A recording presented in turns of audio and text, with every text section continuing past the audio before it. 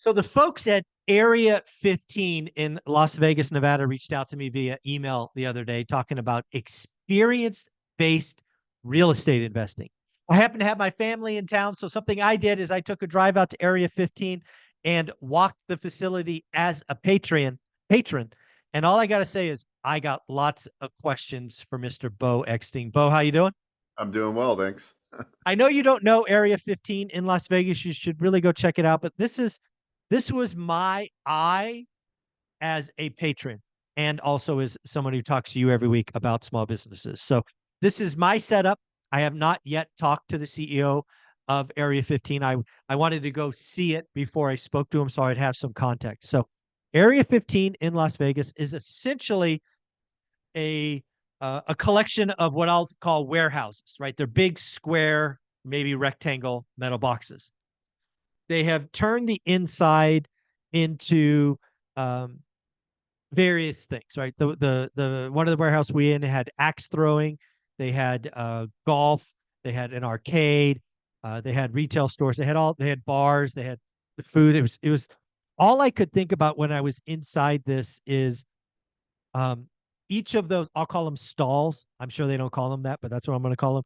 Each of those stalls, you could either have them be leased space, meaning you lease it to the axe throwing, or my mind is, wow, what if I worked with Bo and I owned the axe throwing, I owned the golf, I owned the arcade, I was like, then all I had to do is focus on getting people to the event. Because the beauty of Area 15, again, I was there, we were there about an hour, the four of us, they didn't have an entry fee. There wasn't a cost to get in. And it was really cool and light shows and all this. Just it had a great vibe. It was busy too. They were doing big business. And you could just make it really is. It's real estate investing entertainment. It's all about the spot. So when I looked at that, I was like, okay, the warehouse is real estate, so it has that component for small business lending. Then I could either lease the space to others or own the franchises inside. So I just had to ask you, what about this, man? What about getting a warehouse and just stocking it with different franchises for consumer entertainment? What do you think? Yeah, I mean, I think that's a great business model. I mean, if you were to occupy 51% of the space, it would be eligible for SBA financing with your business. So, obviously there's other financing too, but I would position that that's how I would do it because I could get high leverage financing, and that's what I like to do. Yep. But I like it because look, we all need time to go do things, and obviously Las Vegas is one of the entertainment capital of the world. I'm seeing more and more of that. Like people need things to do Right. on a Friday and And in, Saturday. and in Vegas, inside it was cool, highly air conditioned. Yeah. It was good. Yeah. I mean, so you can be extremely creative on how you're designing this stuff. RV parks, things like that. I'm like people are doing these tiny homes and they're buying in a RV park and then they're bolting on tiny homes and doing kind of the Airbnb. That's all eligible for SBA financing. So I think like the axe throwing, we have some franchise models that have axe throwing business models. Obviously you could start one from scratch too. Actually, when I was at one rental event, there was a guy that actually has a mobile axe throwing business that was at your event, and he was pretty Oh cool. I wow. was talking, he had started it from scratch, and so yeah, I mean, like guys, it doesn't take that much money. You don't have to buy a franchise. You can start a business from scratch. You can come up with an idea like this and make millions and millions of dollars as the owner of this, business model. And it's So like, let me ask you a yeah, question about that 51, just to make sure, because again, I think this is a great idea, right? You buy the warehouse. I have to, yeah, operate 51%. So in theory, if I owned 51, like if I had three different franchises that I owned that were 60%, that would count. And then I could lease out the other 40%. Is that right? yeah, yeah. We're not going to use the lease income we're going to use lease income from the 40 space in your global cash flow for SBA. Okay. We're not Yep. going to use it like the three businesses that we have within this Right. business model would have to debt service the SBA loan itself, not the Got it. 40%.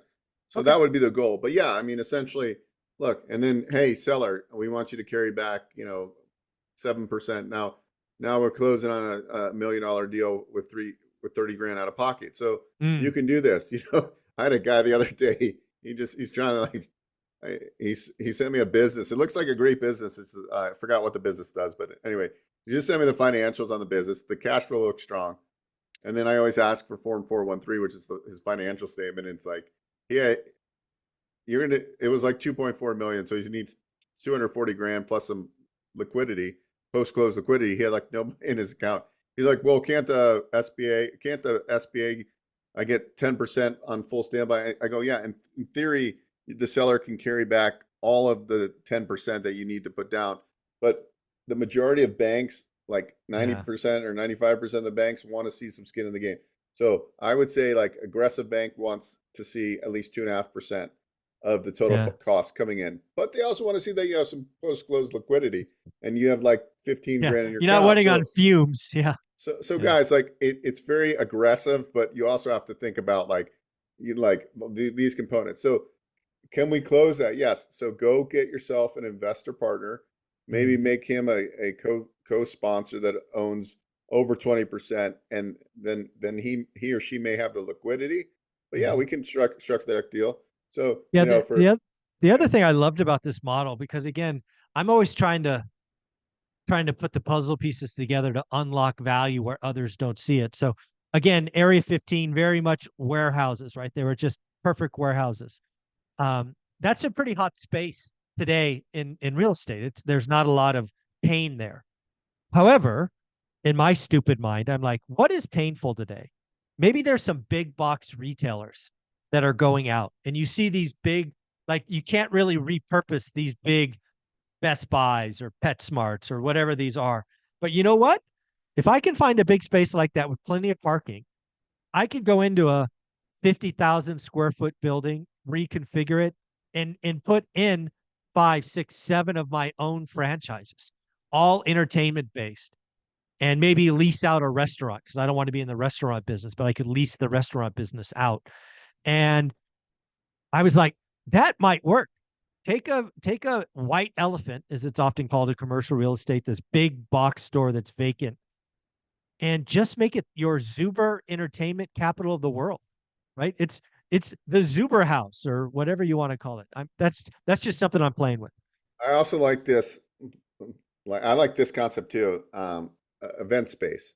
Yeah. And not even huge event space. Like you can literally go. Like I saw a guy, and he was selling the business. He didn't even own the real estate, but he leased the property, and he created an event space, and he had like a great book of business, and he was selling the business for a couple hundred grand.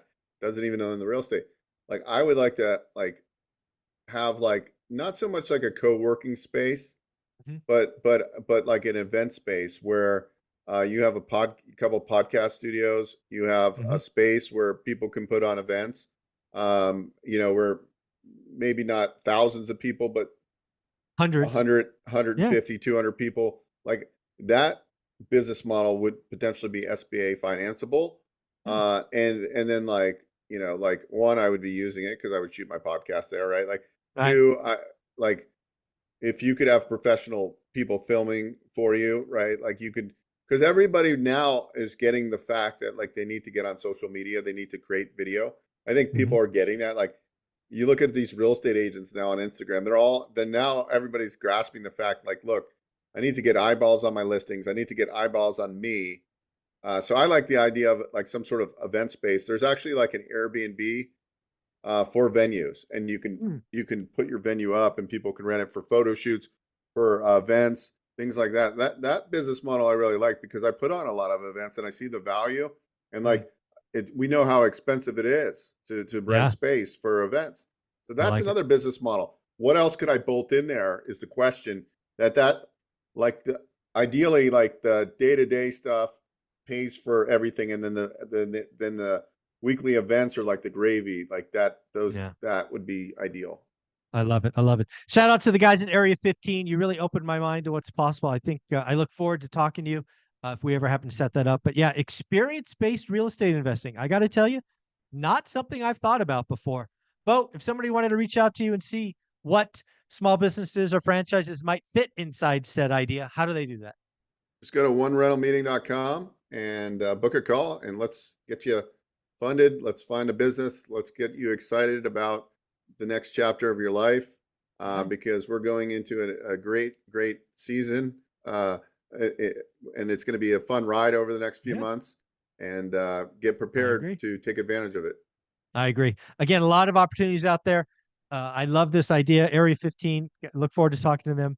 But even if that doesn't happen, it was worth the visit. It really did open my eyes to like, wow, I could go take this white elephant retail spot, repurpose it, and own each of the stalls ex restaurant. I don't want to own a restaurant, so I would lease that space. Riches in the niches. If you get a niche and you understand how it works, and like you don't have as much competition, nobody like gets it, right? Like, well, how? Yeah. And then like you have, like I have a friend. I actually did his first commercial loan. He bought a warehouse, and he buys like this old junky warehouse space. Then that's like 7,000-8,000 square feet, 15,000 square feet. He repurposes it, usually breaks it down in smaller chunks. The guy is absolutely crushing it. And it's like I did his first loan. His first warehouse was only a couple $100,000 in like Chicago, Illinois area somewhere. And now he's doing multi-million dollar deals. And like he created a niche where he buys this like obsolete warehouse space, and then he carves it out so into smaller components, right? It's like what a drug dealer does. They get a big bag of cocaine, Yeah. and then they Buy by the foot, sell by the inch. yes. There you go. Bo, you're amazing. OneRentalMeeting.com. Schedule a call. Thank you, buddy.